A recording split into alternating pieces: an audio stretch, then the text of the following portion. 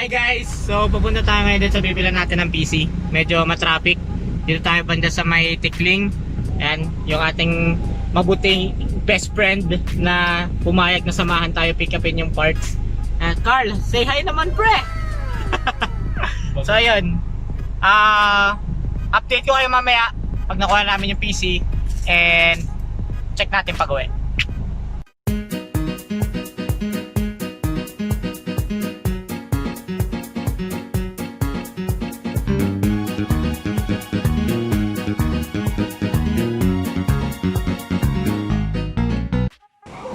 Hi guys, so nakuha na natin yung parts.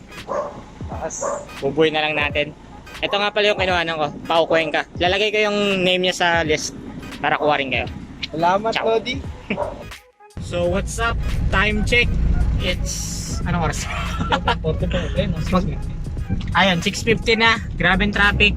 Nakuha na natin yung unit nandito sa likod. And pagdating sa bahay, simulan na natin pag-assemble. Well, papakita mo natin kung ano yung mga nakuha natin. And ayun, 15,000 budget gaming PC. Sorry, ang dilim. Madilim na kasi maitim pa ako. Sorry. Oh, 'di ba nagsama kaming dalawa, Twilight. Saan tayo nas? Kanan. Ay, kanan. Yan, naliligaw pa kami, 'di ba? Pero sige, pagdating namin sa bahay, matik. Let's build it. Hey guys. So, nakauwi rin tayo sa wakas. Grabe yung traffic. Alam mo na password. So yun, makikonnect muna tayo sa wifi. Ito yung i-build natin. Hindi kasama yung Baygon sa i-build. So ayun si tropa.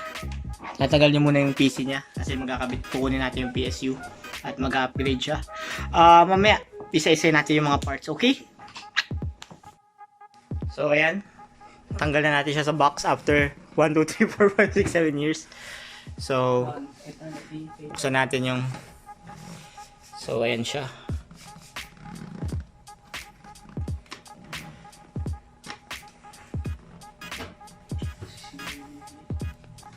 And ito, yung loob ng ating case.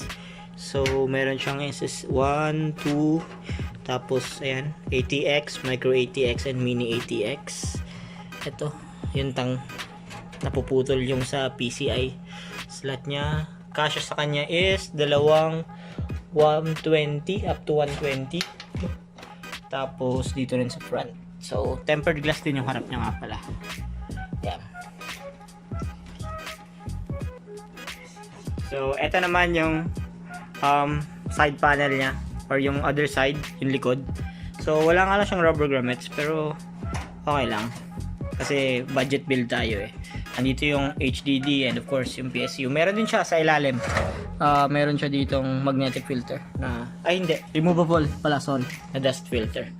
So, not bad for the price. Kita nyo naman, sulit. Sa taas meron tayong magnetic. So, ayan. Doon na tayo sa ibang parts or ibang components. Ito yung top nya pala, sorry. Ayan.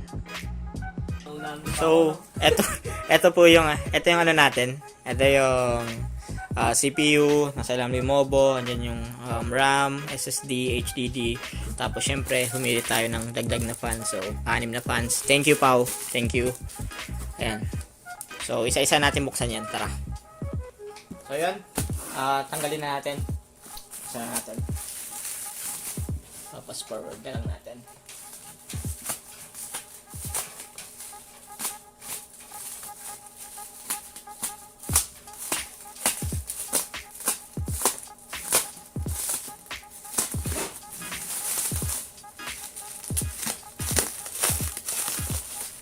So, sinuwerte tayo kasi medyo mahirap na maghanap ng Ryzen 3 ngayon na 3200G.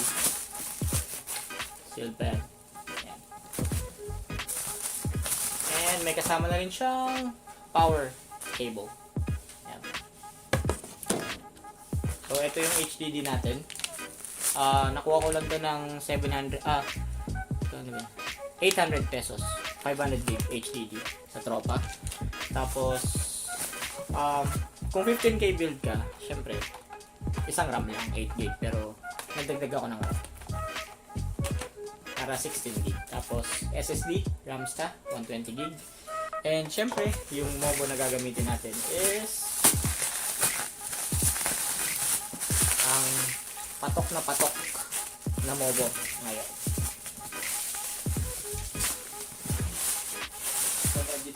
Sa budget build. A320M S2H-V2. Walang singaw yun, panis.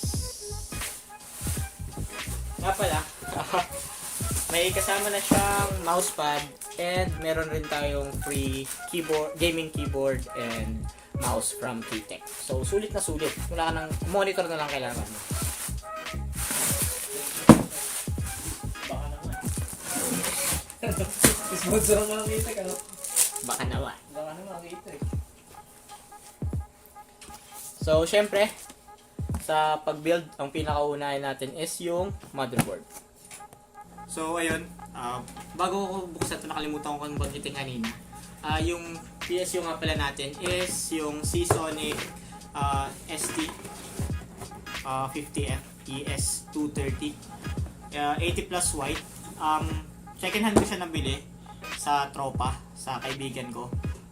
Pero kung mag-stick kayo sa 15k budget, most probably makukuha nyo is yung mga brand, mga generic, mga wala masyadong brand or hindi masyadong kilala. Pwede naman yun siguro kung talagang 15k, pero if you can stretch the budget a little, yan, kumuha kayo ng branded, at least 80 plus white or 80 plus bronze. Kung 80 plus bronze mas maganda, mga S12. Pero ayun, ito, SilverStone. So tabi na muna natin yan, and let's open the motherboard. So ayan siya. So syempre, as usual, yung IO, shield, and yung SATA cable na kasama. And meron tayo dito, okay, nandito yung CD and all of those stuff. And yung manual, nakakailanganin natin. Kasi first time natin na mag-build. Pero syempre, may mga tips naman tayong nakukuha galing sa mga tropa nating computer engineer. Shoutout kay Francisco John Brennan at ang poging-poging si Steven King. So, fast forward naman. So, ito. Anti-static plus wrap. Plastic siya. Kunin na natin. So, hopefully mag-boot up. And yung PSU nga lang yung hindi brand new. At yung HDD rin pala, sorry. Kaya medyo mura yung HDD. Kontakin nyo lang yung nasa description.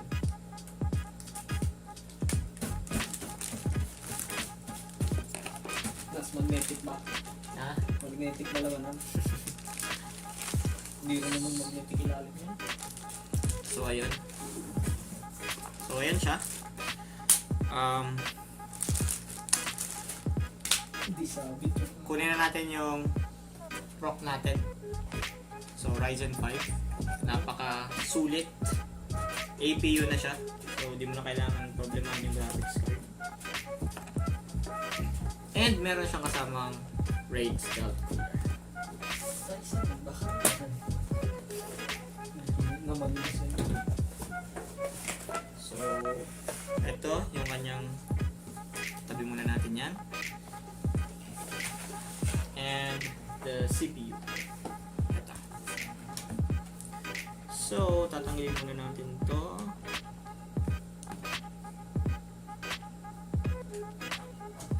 Dahan-dahan lang. Ito yung kanyang cooler. Meron na siyang pre-applied thermal paste. So, kunin na natin itong proc.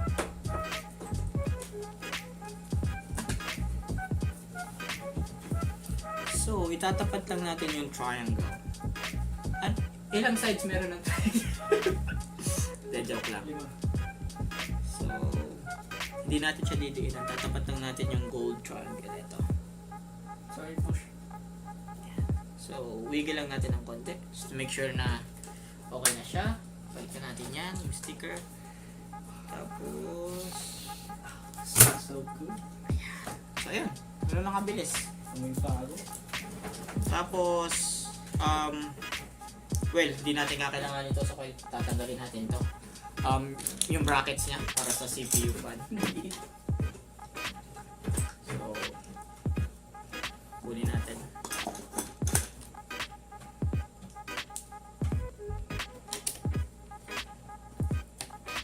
So, hindi nyo masyadong kailangan mag-apply ng pressure kasi delicate siya. Yung nagsasalita sa likod, best friend ko yun. Naglilinis siya ng CPU niya. 6 months stagnant. Nauna pa yung quarantine. So, tago natin yan. So, dahan-dahan lang. Dahan-dahan lang. Walang pressure to.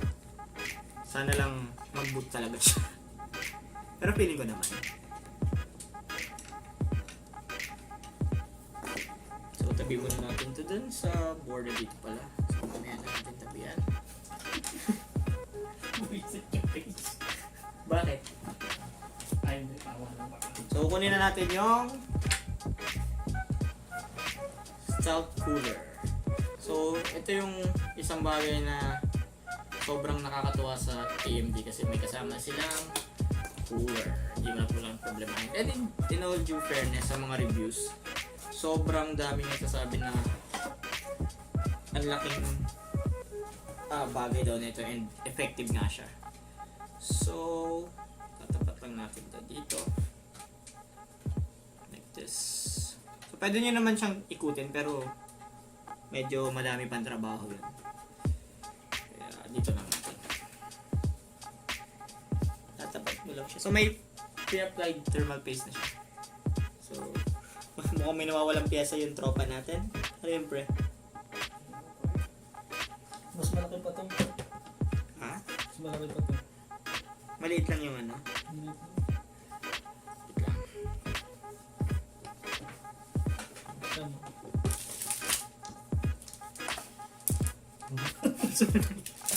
One. Hindi ko dito. May butas. Baliktad ko. So, huwag muna higpitan. Criss-cross muna tayo para sure na pumasok. Thermal paste. Hindi ka bumalik.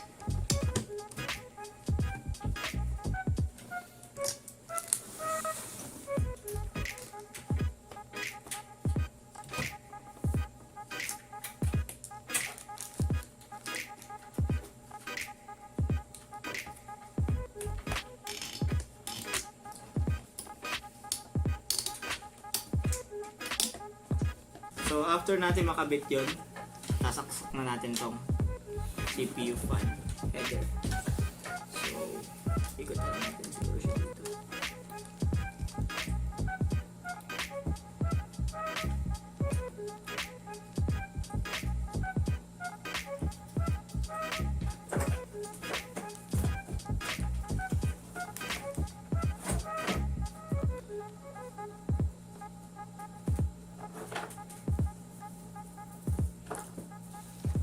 So, after natin makabit yun, doon naman tayo sa RAM.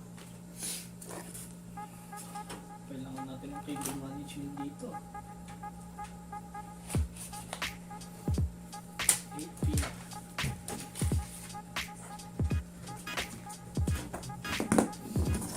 Bali-baliin natin ang atas.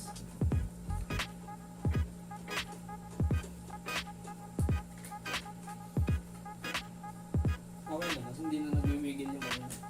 Yun, hindi na. So, huwag niyong lagyan ng masyadong pressure yung ano. Relax lang din sa part ng pagkakabit ng CPU fan. Kasi, syempre ayaw natin na-damage yung board. Gigabyte plate tayo.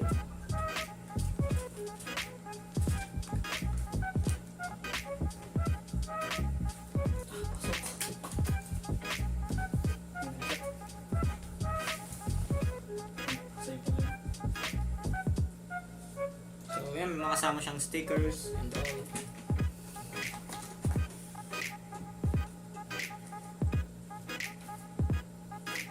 Diba nakin yung ano? HyperX.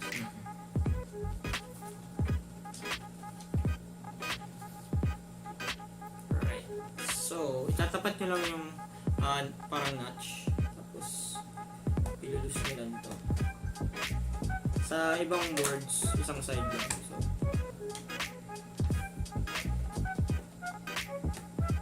tapat na natin. Nakatapat na. Tapos, konting push.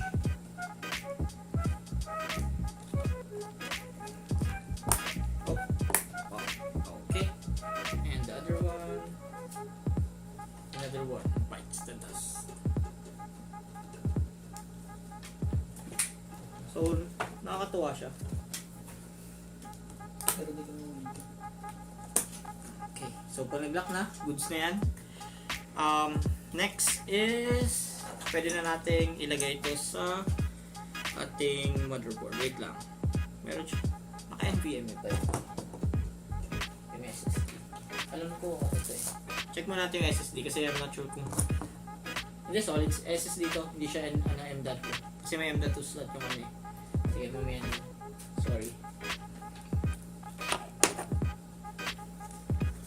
So, ayan. Moving on with the case. Tanggalin natin yung isang side panel. Okay. So, tago muna natin dyan.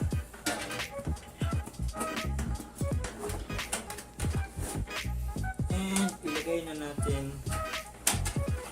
yung ating IO shield na lagi nakakaligtaan.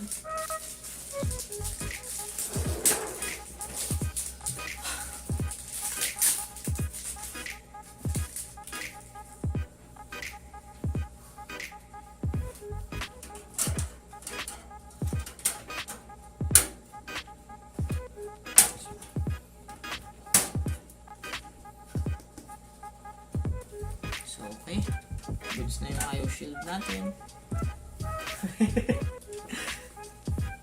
Then check muna natin yung so kailangan natin ng ilang standoffs. So magdadagdag tayo ng 2 standoffs. Hindi kulang. Bakit? Hindi mo talaga gamit yan. Nagtataka ako yung bakit may space. Hindi, dito yun. Sinunod ko lang. Nalalabas ba yan? Bakit kasi ba? Ano ba yan? Hindi pa natay kasi sa akin, kaya nagtataka ako bakit yung sa'yo may yung gap.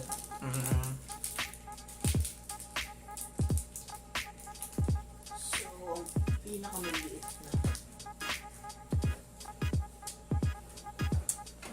Hindi na. Wala ka na i-push through. Buksan na natin. Magbubut kaya. Sobrang lakas naman ako. Ang bagong power supply. Power ko rin ako.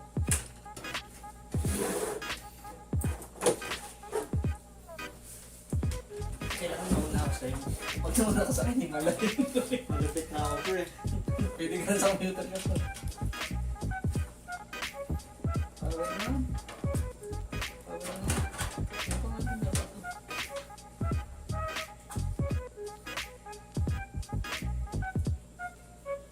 Hard drive. So ayan, nakabit na natin. Higyan na flashlight. Ayan. So, let's see kung ano mangyayari. Check natin, naka-open. This is it.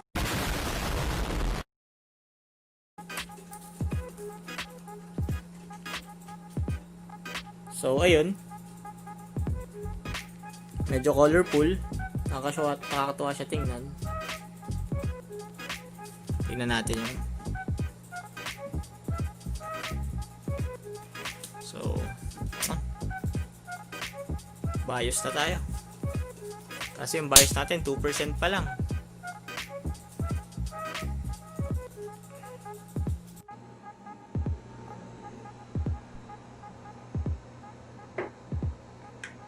So ayun. Hey guys, eto na yung PC na binuo natin. Sorry, nakaharang yung speakers. Pero ayan siya. So medyo mailaw. Well, syempre, it's still about the performance. Wala naman na itutulong yung ilaw na yan. Pero yung cooling niya is okay naman. And yep, so ayan. As you can see, tayo lang nagkabit ng lahat ng yan. Tapos content cable management lang sa loob. And yung AMD logo, nandyan sa CPU cooler. Inayos ko na lang yan. I watched sa YouTube. And yeah, so far, I've been using it. And sobrang masaya ako sa na-build natin na PC worth 17k. So 15k kung sa single stick ka lang, pero yun nga, naka-dual stick ako kaya 17k. And kontakin nyo lang si Paps Paulo Cuenca, charot. Si Paps si Pau. And marami siyang stocks. So ayun, taga-kainta lang yan si tropa and napaka-accommodating niya. Next upgrade natin dito is yung video card. Obviously, siguro maghahanap ako ng RX 570 or RX 580. Pero ayan, I'm so happy with the outcome of this PC build. Kita nyo naman. And ito yung free niya. So, ayan. We're all good. So yan, sa mga next videos ko, i-upload ko siguro yung mga benchmarks. Nagda-download pa ako ng games. So what I have right now is Dota 2, PUBG, CSGO. I-benchmarks natin yon. Pero eto nga, if kinalabas sa PC. Hope you like the video. Please do like and subscribe for more videos and para lumaki pa tong channel natin. And I'll keep on uploading videos from time to time. I promise. Thank you guys. Love you all. Ciao.